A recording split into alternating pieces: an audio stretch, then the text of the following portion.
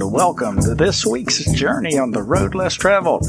Gary L. here with Gigi's Boo. Hello, Gigi's Boo. Hi, how's everybody? Speak up a little bit. I said, hi, how's everybody? Oh, how is everybody? What's happening? I thought Atticus had taken over the microphone for a minute. No, he's sitting back here wanting to be petted. Mama's rubbing him. She's in the show with us. Oh, good. She's back here at the back. Somebody got to keep him under control. I can't think of a better person for the job. So, what's been going on, Gigi's Boo? What's happening? Oh, nothing much. Just everyday stuff.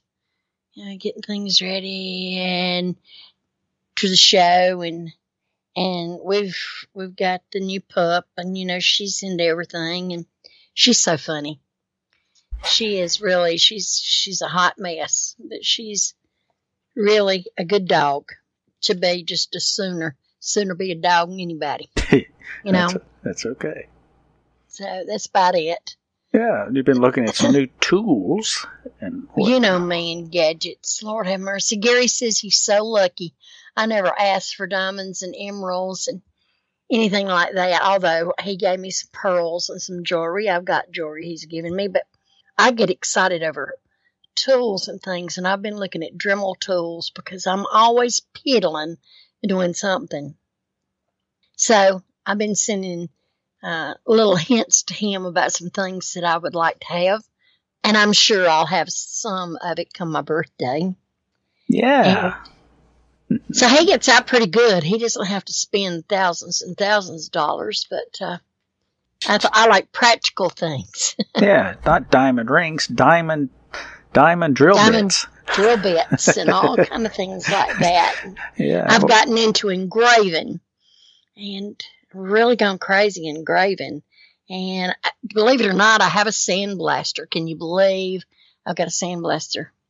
I do. I thought you had two sandblasters. Do what? I thought you had two sandblasters. Well, I do, but I didn't want it to sound like I was very hoggish. But I have two of those, but it gets really nasty when you have to go outside and stand, you know, and if the wind, I don't have the little shed to put it in where I can keep it off of me, but when the wind blows, I get down of it, I get it. So I have to wear a mask and all this. And so I thought, well, if I do, I really like to do it by hand. Yeah, I got a Dremel, Graham. That's what I got. And I'm wanting Dremel, some extra tools, even though I've got some tools with it. Yeah, won't you You're right, Frumpy. Life without a Dremel just isn't right. It's no life at all. So I'm doing a lot of ceramic. I'm got it into my mind. I want some wood. In fact, it was from our birthday last year. Gary gave me a set of wood bits and also saw bits. Whole saw, yeah. Yeah, whole saw bits and some gel medium, and what else? I can't remember. I'm always doing something. I'm creating. I have these things coming to my mind. And I'll say, Gary, write this down. It'll come to me just all of a sudden. And I'll say, Gary, write this down. And I'll tell him what came into my mind, and he'll write it down. And I'll say, Gary, where's that piece of paper? I don't know. Give me a minute. I'll find it. He's got it put up. So between us, we're quite a pair. Yeah. Yeah, and we have a pretty good crowd in the chat room. I'm happy to see everyone. Asmo, the old barman as usual, Beth, Grim there, Moose Girl, Kate, Chloe, Darth Romes, Graham Z, I Be Don C, Java Doctor, Paul Bunyan, Rob Works, Vinny. Vinny's been on the Appalachian Trail, Gigi's Boo. Oh, no. Yeah, Behind the Woodshed is here. He's working up his archive. Should be, if his timing's pretty consistent, he should be dropping it in within the next couple of minutes. And Dakota, Free and Slave, Frumpy, Jehovah, JJS 99 JJS. JJ, that sounds like a familiar name. Wanatako Kozu, Nin San Dua. I always have trouble parsing that one. North Forest, Rain, Sock Puppets, scientists say. Stats Bob, Tip Bob. Ville, as in Cruella de Vil? Nah, I don't think so. Whispers and the Phantom. Welcome, everyone. Glad that everybody could stop by. Too bad you don't have Canadian Tires here. About once a month, they put a 300-piece Dremel accessory kit on for like $20. Oh, my gosh. I would go crazy. We'd be buying tires. We have a building full of tires. Yeah. We could resell them. Yeah. The next thing that's on our list to get is a heat press. Yes. You want to touch on that in a minute? What can you do with a heat press? Oh, you can do anything you want to. You can do T-shirts. You can do mouse pads, cell phone covers, plates, cups, hats, most anything. And I've just been on looking, and I'll say, "What do you think about this, Gary?" And he'll look at it. You know, I don't ever buy anything. We never buy anything unless we consult something, big like that. So we're looking, and what we're really wanting to do is have a profitable business that we can maybe go to some flea markets or some craft shows and do some stuff, because I've got the sewing machine that absolutely will do everything but cook and clean the house, and I really wish it would do that sometimes. But I just like gadgets. I'm just a different type of woman. We're going to talk a little bit about that tonight, because I'm going to do a little story on manners, and we're going to talk about etiquette, and then we're going to do some fun stuff after that. But being a Southern girl and having Southern roots and Southern customs, there was things that you did. And then I had the side of me that is Indian that did something totally different. But we're going to get into that in a little bit. We're going to chat a little bit first. But we're going to have like a Piccadilly show tonight. We're going to do a little bit of everything. Yeah, Piccadilly without the circus. That's right. Although there's a demand now for circuses since Barnum and Bailey left, maybe we should do that. Atticus and... Well, we've got a dog that can walk like a circus dog, weave in and out of your feet, and he doesn't mind jumping on snakes. He hates rats, but he'll jump on snakes and kill any snake. And Allie likes to fight with the garden hose. So. Oh yes, she loves garden hose. She's you know what? She has dug a hole in the yard, and honestly, you can see the roots of the tree. You could bury a body out there. So we're going to have to. Don't get any ideas. Yeah, don't give Atticus any ideas. Dead snakes. Dead rats after Melly kills them.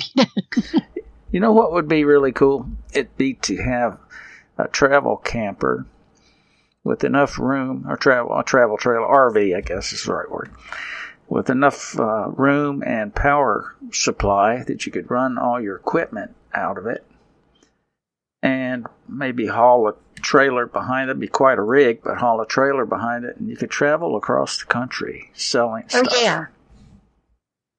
Yeah. Yep.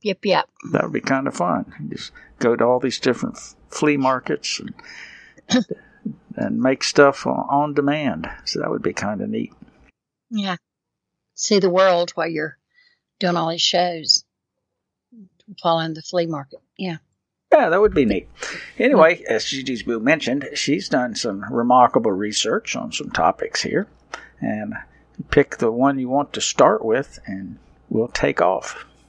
Well, I think what we're going to talk about first is politeness, and then we're going to go on to other things that come in.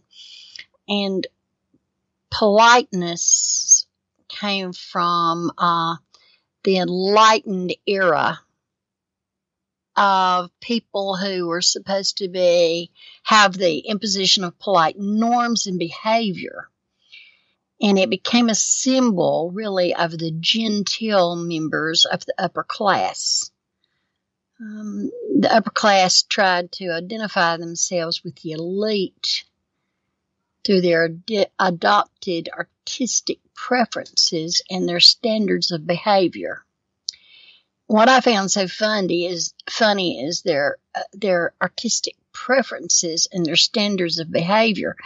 Their behavior behind closed doors was one thing, and their behavior in the public was another. We all know about the upper crust in the 1700s and royalty and everything, and just how really wicked they were. But they were always, it started out that they were so preoccupied with precise rules, such as when to show emotion, the art of an elegant dress and graceful conversation, and how to act courteously, especially with women. Now, this started first with men. So, they had to know how to really charm a woman and make himself a catch, in other words. Having money was great, but having money and all this flamboyant, preoccupied elegance was another thing. It was influential in the New Discourse, was a series of essays on the nature of politeness in commercial society, and it was penned by a man, he was a philosopher, Lord Shaftesbury, in the 18th century. And the whole thing that his definition of politeness is the art of being pleasing in company. He knew how to manage his words and his actions, whereby he made other people have a better opinion of him and his. There were some periodicals that were written, like The Spectator by Joseph Addison and Richard Steele in the 1700s, and it gave regular advice to its readers on how to conform to the etiquette required of a polite gentleman. And it stated the goal was to enliven morality with wit and to temper wit with morality, to bring philosophy out of the closets and libraries and schools, colleges, to dwell in clubs and assemblies, also at tea tables with the ladies. And it provided the readers with a lot of education and topical talking points and advice on how to carry on conversation and social interaction in a polite manner, not only with men, but with women. And it went on to talk about this civility is referring to a desired social interaction which valued sober and reasonable debate on matters of interest. And it was an important quality of the polite classes. It established rules and procedures for popular behavior as well as etiquette conventions. And they were outlined. You had to have all this to join the Gentlemen's Club and English coffee houses. And it also had a reformation of English manners and morals. Now, there was another. Go ahead. I was just going to say, to give you a chance to catch your breath there. We're going to tie all this up, okay, for those of you who are wondering kind of where this is going. But there are a lot of nuances to this that I think are important for people to think about. From a sociological perspective and, where we've come from and where we are today and those sorts of things. So I didn't mean to jump in there. Just thought you might want to grab a breath there, Gigi's booth. Yeah. Okay, yeah. Go ahead. Philip Stanhope, he was the 4th Earl of Chesterfield. He was the first man to use etiquette in its modern meaning. And he wrote letters to his son on the art of becoming a man. And it's comprised of 400 letters. It was written in 1737 or 38. It continued till his son's death in 68. And there were letters on various subjects. His son's widow published it in 1774. And he endeavored to decouple the issue of manners from conventional morality, arguing that mastery of etiquette was as important a weapon for social advancement. They were full of elegant wisdom and perceptive, and this is apart from it right here. I would heartily wish that you may often be seen to smile, but never heard to laugh while you live. Frequent and loud laughter is the characteristics of folly and ill manners. It is the manner in which the mob expresses their silly joy at silly things, and they call it being merry. In my mind, there is nothing so terrible or so ill-bred as audible laughter. I am neither of a melancholy nor a cynical disposition, and am as willing and as apt to be pleased as anybody.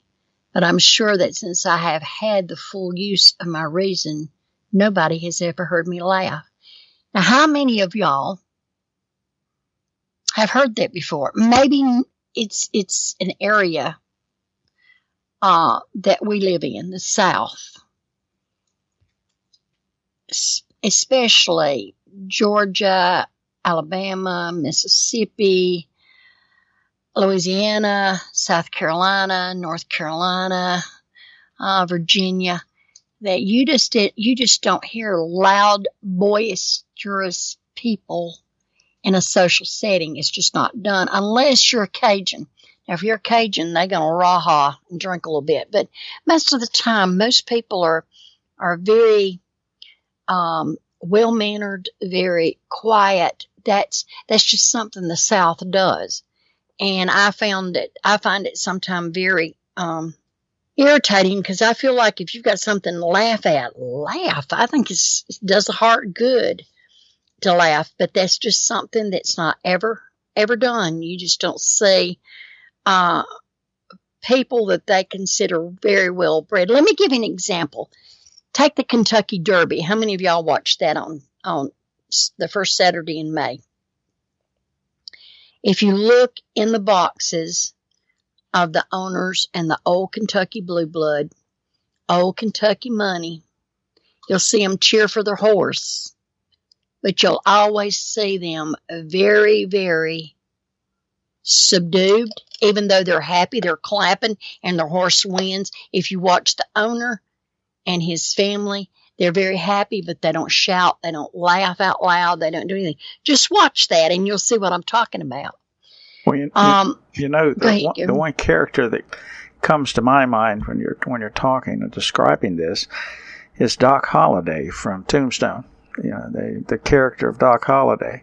He pretty much exemplified that kind of demeanor, don't you think? Yeah. Mm-hmm. Yeah, that's one. And I was trying to think of another movie. Gone with the Wind. Gone with the Wind is classic. The only time the men got excited was when they called the war. Most of them were very quiet and very genteel, and they talked and they had cigars. This just wasn't done. It's just not done. So I think it's a geographic area that you're in, because I know people up north don't act like that. They laugh and go on and have a good time. Right. Okay. Go ahead. Go ahead, but I think you were onto something there when you're talking about what some people would call a pretentious nature that folks have had adopted over time. They're trying to appear to be as royalty was perceived. Yes, yeah. And I think the rest of what you have to talk about kind of details that somewhat. Yeah. Now, then you go from that until to manners. And manners is a term usually preceded by the word good or bad. Oh, man, I've heard that all my life. Be sure you have your good manners. Do not have bad manners. Or you could be out somewhere. My grandmother would say, oh, my gosh, that person's not been told anything. Look how bad his manners are. And what all it really means is whether you're socially acceptable. There again comes your geographic area. Every culture adheres to a different set of manners, although a lot of manners are cross-culturally.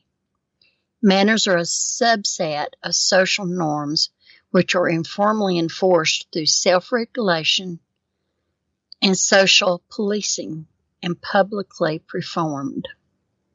And I found that is this very true. Let's go on a little bit and let's look at different type of manners. I found this very, very there's a list of manners for everything in the South. You have manners for funerals. You have manners for dancing. You have manners for meeting strangers. You have manners for eating in large crowds. You even have manners when you have a hayride or anything like that. The South is full of manners. One of the manners is hygienic manners. They affect any manners that would affect disease transmission. These are taught at a real early age, and it's usually taught by the parents. Positive behavior enforcement is constants with bodily fluids, such as toilet training, and be sure you wash your hands. Another thing is you don't blow your nose in public. That is big in the South. You don't blow your nose. If you blew your nose, oh my Lord, everybody be looking at you. Also, coughing.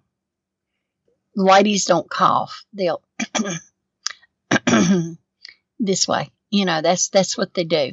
And what you're taught all that as a child, and then when you grow up, by adulthood, it's already been entrenched into your behavior, and they become second nature. And like I said, violations of these certain things will cause disgust responses, just like what I said, my grandmother. They have not been taught any manners. They've got bad manners. Okay, courtesy manners. This demonstrates someone's ability to put the interests of others before oneself. You display self-control in all things, and you're trusted in social graces. Disease avoidance behavior can sometimes be compromised in the performance of courtesy manners. That can be simply one way that, and I'm going to get into this debutante thing because I was a debutante, but one thing is where courtesy manners might cross the hygienic manners is it's very common during a debutante or cotillion ball for a gentleman to greet a lady, a girl, and kiss her hand. That's just done down here. Well, after that man's kissed your hand and another man comes up and wants to kiss your hand, you get germs all over you. So you have to be really careful about that. Those courtesy manners kind of take over at a later age when you're growing up. Again, I'm speculating this Southern way. And they're the ones that you do not, you don't eat after anybody. You don't drink after anybody.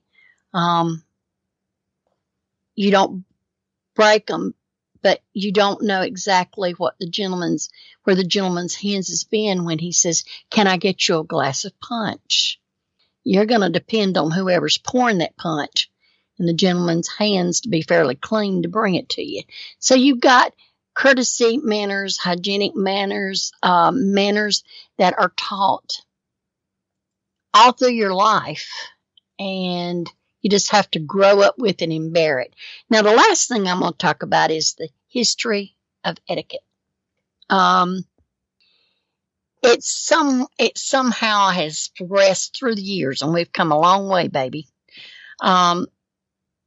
It's attributed to the nobles in France, going back to around 1700. Or that's what history's told us. And they were the upper class in society. They were educated, sophisticated.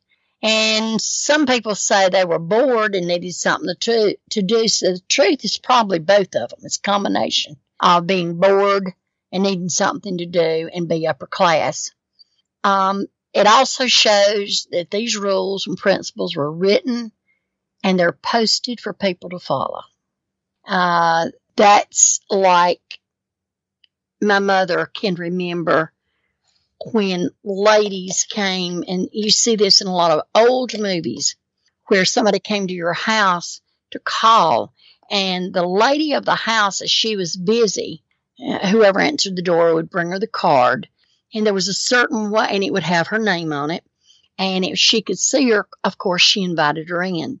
If she was busy and couldn't see her, she folded the card a certain way, and that was a signal, come back this afternoon, or let's do this another day, or another fold with a note might be, come for tea in the afternoon. So you see, you have all these different things. And one thing that had really stuck out with me, and is still here, is that children should be seen and not heard. That's really what it means.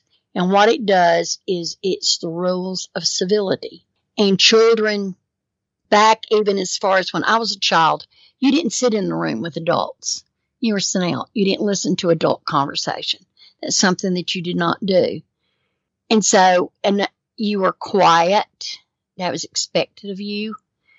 You didn't ask questions. You didn't interrupt adults. You waited to ask her mother whatever you needed to ask her at the right time or at another time. And that's just something that was taught. And children were taught how to act towards each other, how to treat their teachers in a school setting, their parents. Some of this was done in the behavior of bowing, curtsying, and not spoken to. And I don't know if y'all have ever heard Miss Emily Post, but she wrote all these books on etiquette, and she pioneered the modern day etiquette. And then you had Miss Manners column. She came out and she was always setting the stage for society. Now, what I'm getting to is I'm going to get into what happened in my life. My grandmother was a debutante, and so therefore my mother had to be a debutante, even though she was Cherokee, and it was expected for all of us. I'm going to let Gary talk about the debutante thing in just a minute. I'm going to let him pick up, but when you go to these, you're a sub-deb until you're a marrying age, and that's usually 18. Now, years ago, it was younger, 15, 16. Now it's 18. And all that debutante means is it really drove us crazy, because all it's saying is here's my daughter, she's ready to get married, and I always attribute it like to a slave auction, if you want to put it up there like that. It's not really as bad as it was back, say, in the 1800s on up to the early 1900s. But you were expected to go to all these classes. You had to learn proper table etiquette, what fork to use, what spoon to use, how to eat. You never removed your left hand from your lap. You were ramrod straight, and it became very tiring. And I've laughed several times and told Gary, I can be so charming. I can dance all night long in a ball gown, holding a train up on my arm and it killing me, wearing a pair of satin high heels that are pinching my feet, and smile all the way through it. We had a Cotillions. We had to go to Cotillions before we became Debs, and we had to wear different colors. You know, you were matched with your best color and whatever. So we had this Midas. I couldn't remember that guy's name. It just came to me, Gary. I was telling Gary about, we had this instructor who taught us to dance, and he taught us the proper English and the proper Southern way to do it. And when you never went into the ballroom, until you were announced. And you would be announced your name, and you were escorted by so-and-so, and you were the parents of so-and-so, the granddaughter of so-and-so, the great-granddaughter of so-and-so. It was a long, drawn-out thing. But Mr. Midas was real strict on us, and he just ran us all crazy. And so we were standing at the ballroom door, and he was peeking through a curtain to see if it was time for us to come out. And he said, I want everybody to remember, be on your best behavior. Use your good manners. Do not embarrass your parents, and do not embarrass me. So he turned around, and I'd about had enough of him. And I just slipped my shoe off. It was a satin high heel. And I reached up and I took I held on to the heel, but I took the flat part of the shoe and I said, pow, pow, pow, pow, several times on his rear end, dropped the shoe and had it back on my foot before he knew who did it. And he turned around and he said, who struck me? Who hit me? I want to know right now. Right this minute. We are not doing anything until somebody tells me who struck me. Not a soul said a word. And so the ball, he had to lead the ball. So he came out, and when he left with the lady to dance, everybody was laughing. And they said, well, I wonder if he's got a red butt. And I said, well, I don't know. He probably has. But I said it was worth getting caught for. So we danced. Mr. Midas never figured out who hit him. And I'm sure up until his death, he was still teaching all the girls about the debutante. The night that I was presented as a debutante, I wore a white dress. And really what you do is really the dress that your parents buy should be your wedding gown. You're going to wear that gown for your wedding. And again, my feet were killing me. And I thought, this is it. No more dances. No more. This is it. We're going to be free. And the night that I left that debutante ball and I stepped out, I took those white satin high heels and threw them across the yard at the ballroom and got in the car with my dress barefooted. So you see, it's still in the South. You still do it. There's still girls now that are doing the debutante. Their fathers and mothers are doing all this.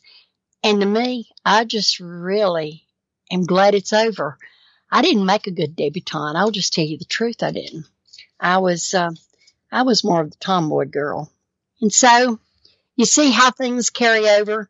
I remember one thing that our sub-deb teacher started teaching us when we started. You know how you're bad about leaning up on the table with your elbows? And she would say, Mabel says no elbows on the table. And I can hear that right now. It was always Mabel this, from I don't know who in the heck Mabel was. But it was something. Now, I wouldn't take anything for the training that I got, because the training really helped me later in life in situations where I wasn't very happy in jobs that I had, that I could hold my ground and smile and keep going. But I don't have to do that now, and I'm really glad. And I know I've bored y'all with this, but Gary's going to take over. No, I think it's good. You set the stage really well for a lot of questions, at least in my mind.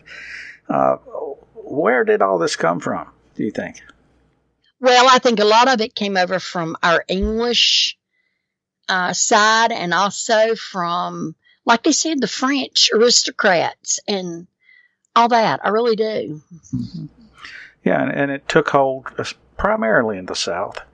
Graham asked a question. If you ever took your left hand out of your, how did you cut your steak? Well, the thing about it is you didn't usually have a steak. You had salads and all these stupid little tiny things, and it was crazy. But when I eat a steak now, I get down to it. I saw. And if it was something that required to be cut into bite-sized pieces, that was done by the service staff prior to it prior to it being served. Yes. Yeah, this is, to me, it's an interesting exercise, because the one thing is, it wasn't all that long ago when this was common practice. So I mean, we're talking about probably 4 generations, maybe, Gigi's Boo, do you think? That's about right, yeah. Mm-hmm. And then it makes you wonder, when the structure starts to change, the paradigms start to shift, does it not leave a void somewhere, as far as a behavioral void, where people are now experimenting with different ways to fill in these gaps? The other thing that crossed my mind as you were talking is what you're describing is part of a classical education, which is clearly something that we don't have anymore. Yeah, see, my grandmother wanted us all to go to finishing school. Now, I don't know if y'all know what finishing school is, but in the South years ago, girl finished high school. She went away a couple of years to finishing school, and all that did was polish her to catch a rich husband. She knew how to clean silver, how to plan big parties, how to arrange flowers. She took art classes. She might have done a little sewing, but no. And there's no finishing colleges anywhere, no finishing schools anywhere that I know of in the South. But my grandmother looked for them because she wanted all 3 of her granddaughters to go to finishing school. Mm-hmm. And getting back to something you said earlier, when you look at the word debutante, it comes from the French debutante, and it's a girl or a young woman of an aristocratic or upper-class family who has reached maturity and as a new adult comes out into society at a formal debut. Originally, the term meant the woman was old enough to be married, and part of the purpose of her coming out was to display her to eligible bachelors, their families, with a view to marriage within a select circle. That's it. Slave trade. Yeah. What I tell you.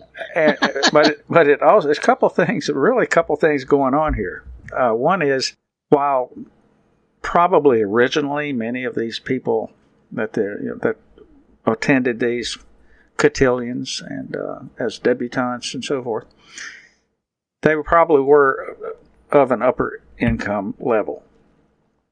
But then it started to generalize itself within the given society to where people not necessarily of that class would also participate. Now, I've heard, and I think it's the Southern accent in the Deep South.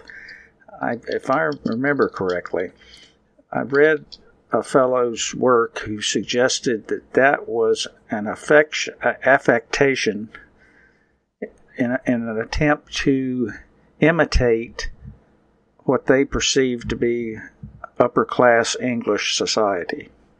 Have you ever heard that, Judy Spoon? Yes, I have. Mm-hmm.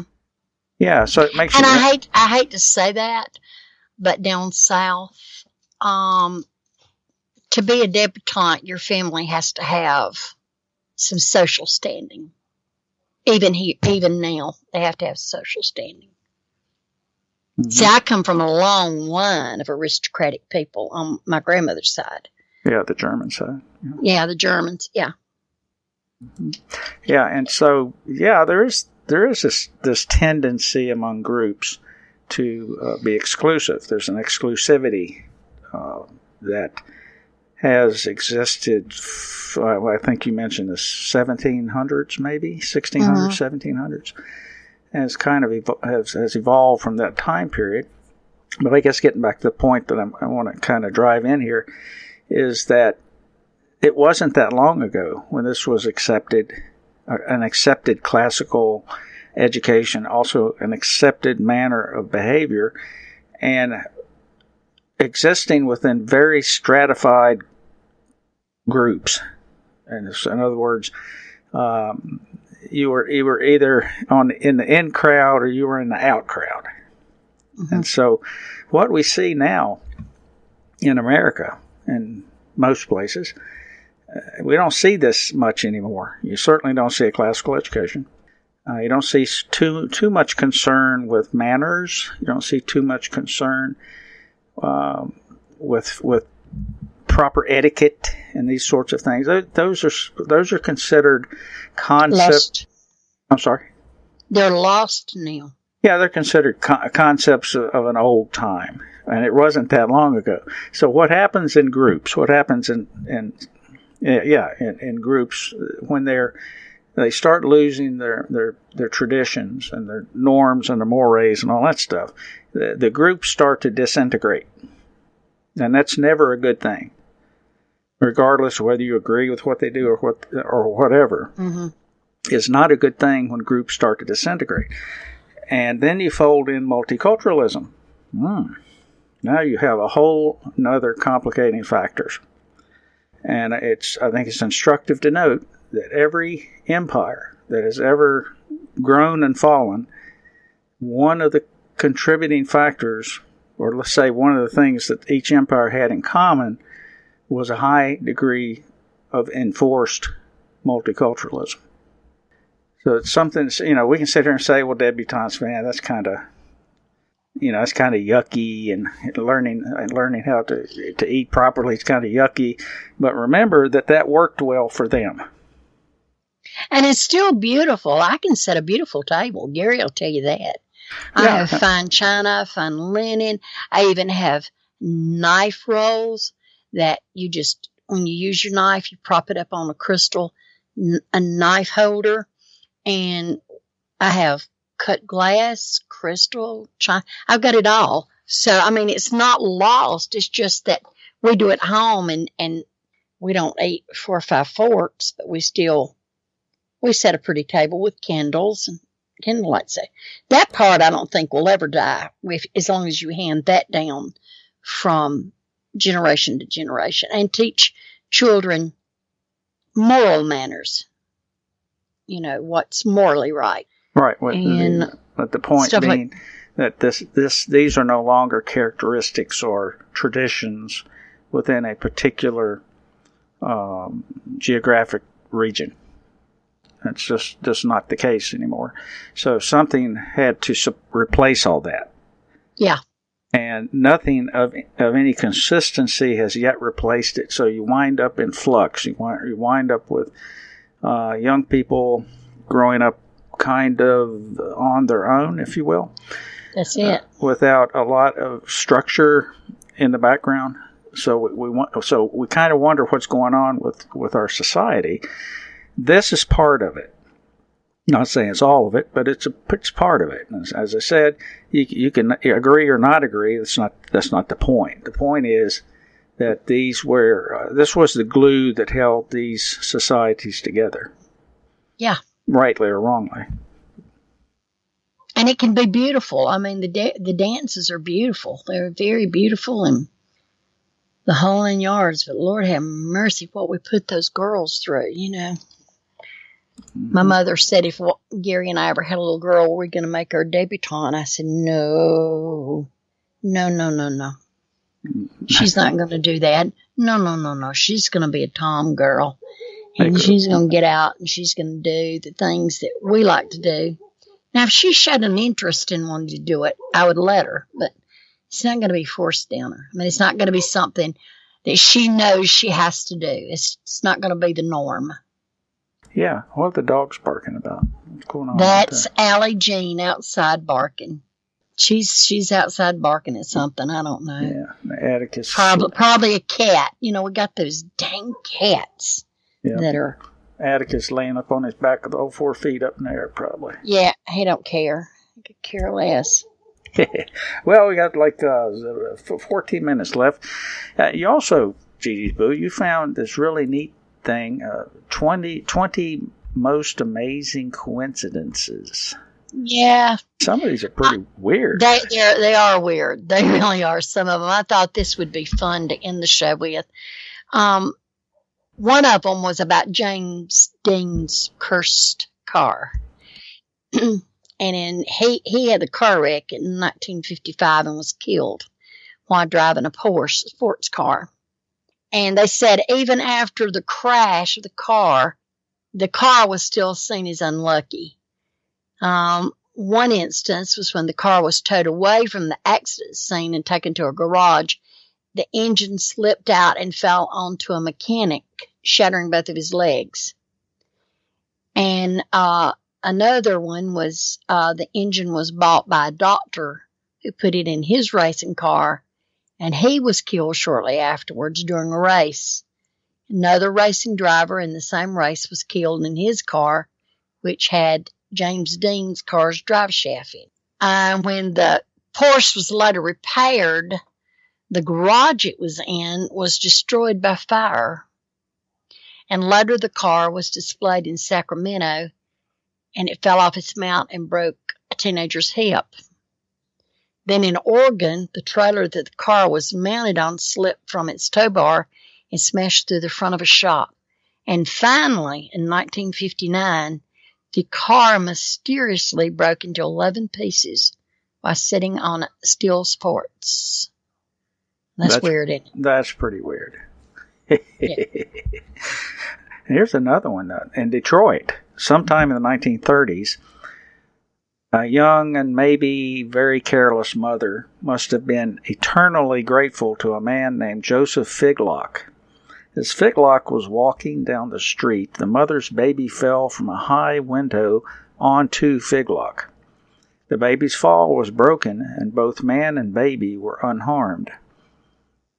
A stroke of luck on its own, but a year later, the very same baby fell from the same window onto the same poor, unsuspecting Joseph Figlock as he was again passing underneath. And again, they both survived the event. Now, how likely is that, Gigi's Boo? That's unreal. That mother needed to be investigated. Myself, I think so. Now, I found this one interesting, too. Henry Ziegler thought he had dodged the fate. In 1883, he broke off a relationship with his girlfriend who, in her distress, committed suicide. The girl's brother was so enraged that he hunted down Ziegler and shot him. The brother, believing that he had killed him, then turned the gun on himself and took his own life. But Ziegler had not been killed. The bullet, in fact, had only grazed his face and lodged into a tree. Ziegler surely thought himself a lucky man. But some years later, Ziegler decided he wanted to cut down the tree that had the bullet in it. But the task seemed so formidable and the tree was so large, he decided to blow the tree up with some dynamite. The explosion propelled the bullet into Ziegler's head, killing him. What about that? God, that's crazy. Wow, Boo Boo Bear. Here's a story of identical twins. Nearly identical lives are also often astonishing, but perhaps none more so than those of identical twins born in Ohio. The twin boys were separated at birth, being adopted by different families. Unknown to each other, both families named the boys James. And here the coincidences just began. Both Jameses grew up not even knowing of the other, yet both sought law enforcement training. Both had abilities in mechanical drawing and carpentry, and each had married women named Linda. They both had sons, whom one named James Allen, and the other named James Allen. The twin brothers also divorced their wives and married other women, both named Betty. And they both owned dogs, which they named Toy. 40 years after their childhood separation, the two men were reunited to share their amazing, similar lives. What about That's that? really weird. What about that? Yeah. In the 19th century, the famous horror writer Edgar Allan Poe wrote a book called The Narrative of Arthur Gordon Pym. It was about 4 survivors of a shipwreck who were in an open boat for many days before they decided to kill and eat the cabin boy, whose name was Richard Parker. Some years later, in 1884, the yawl Minonette foundered with only 4 survivors who were in an open boat for many days. Eventually, the 3 senior members of the crew killed and ate the cabin boy. The name of the cabin boy was Richard Parker. What? Yes. Woo, What? that made me have chills. I wonder if that's where the term Parkerized came from. No, I don't think so. I don't think so. In 2002, 70-year-old twin brothers have died within hours of one another after separate accidents on the same road in northern Finland. The first of the twins died when he was hit by a lorry while riding his bike in Rach, 600 kilometers north of the capital Helsinki. He died just 1.5 kilometers from the spot where his brother was killed. Quoting a police officer, "This is simply a historic coincidence. Although the road is a busy one, accidents don't occur every day. It made my hair stand on end when I heard the 2 boys were brothers, and identical twins at that. It came to mind that perhaps someone from upstairs had a say in this." And it was also, this came from the BBC News, that story, but there was some more detail added later. It said the story about the Finnish twins is missing some details. The first brother was killed by a lorry while riding his bike and crossing Highway 8. He apparently didn't notice the lorry in the snow blizzard. The second brother was killed by a lorry only 2 hours later while riding his bike and crossing Highway 8. The second brother couldn't have been aware of the first brother's death, as the police were still trying to identify the victim. Okay, Joseph Agener was a fairly well-known portrait painter in the 19th century Austria who apparently was quite an unhappy fellow. He attempted suicide several times. The first attempt was at the age of 18 when he tried to hang himself, but was interrupted by the mysterious appearance of a Capuchin monk. At the age of 22, again he tried to hang himself, but again was saved by the act of the very same monk. 8 years later, his death was ordained by others who sentenced him to the gallows for his political activities. Once again, his life was saved by the intervention of that same monk. At age 68, Ager finally succeeded in suicide, a pistol doing the trick. His funeral ceremony was conducted by the same monk, a man whose name Ager never, ever knew. Interesting. In 1858, Robert Fallon was shot dead, an act of vengeance by those with whom he was playing poker. Fallon, they claimed, had won the $600 pot through cheating, with Fallon's seat empty and none of the other players willing to take the now unlucky $600. They found a new player to take Fallon's place and staked him with the dead man's money. By the time the police had arrived to investigate the killing, the new player had turned the $600 into $2,200 in winnings. The police demanded the original $600 to pass on to Fallon's next of kin, only to discover that the new player turned out to be Fallon's son, who had not seen his father in 7 years. Jeez. Wee, doggies. Okay, when Norman Mailer began his novel, Barnaby Shore, there was no plan to have a Russian spy as a character. As he worked on it, he introduced a Russian spy in the U.S. as a minor character. As the work progressed, the spy became the dominant character in the novel. After the novel was completed, the U.S. Immigration Service arrested a man who lived just one floor above Mailer in the same apartment building. He was Colonel Rudolph Abel, alleged to be the top Russian spy working in the U.S. at that time. It's like I don't know, it's weird. We're going to talk about more of that in another show, about how we sometimes perceive things in very unusual ways. And let's see, it's probably, we might get 2 more in. Mark Twain was born on the day of the appearance of Halley's Comet in 1835 and died on the day of its next appearance in 1910. He himself predicted that in 1909, when he said, I came in with Halley's Comet, it's coming again, and I expect to go out with it. Wow. Very unusual. Last one, Boo. Okay, in the 1920s, 3 Englishmen were traveling separately by train through Peru. At the time of their introduction, they were only 3 men in the railroad car. Their introductions were more surprising than they could imagine. One man's last name was Bingham, and the second man's last name was Powell. The third man announced that his last name was Bingham Powell. None were related in any way. Very interesting. Very interesting.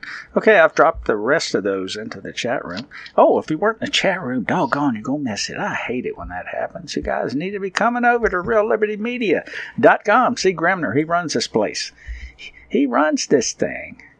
You need to talk to him. Make your reservations at the table close to the window or close to the chat room, whichever you like. And come in and say hello and listen to great shows that come on this thing all the time. And if you've never been to reallibertymedia.com, well, I don't know what to tell you. Didn't get to the last thing I really wanted to touch on, and that was about, we wonder why people don't seem to hear the shows, or maybe they seem not to listen, and sometimes it's easy to get discouraged by all that. But without getting into the great detail, which we don't have time for, I will tell you. We'll do that next week. We'll talk about it next week. But I've discovered that there are probably some very, very good reasons why that's not happening, and it has everything to do with some of the other events that have been going on. Anyway, thanks for joining us tonight, Gigi's Booty. What you got to say before we run out of here? Well, it was wonderful to be back with all of y'all. I love y'all big to my heart. See you next week, and always take the road less traveled. Good night, everybody.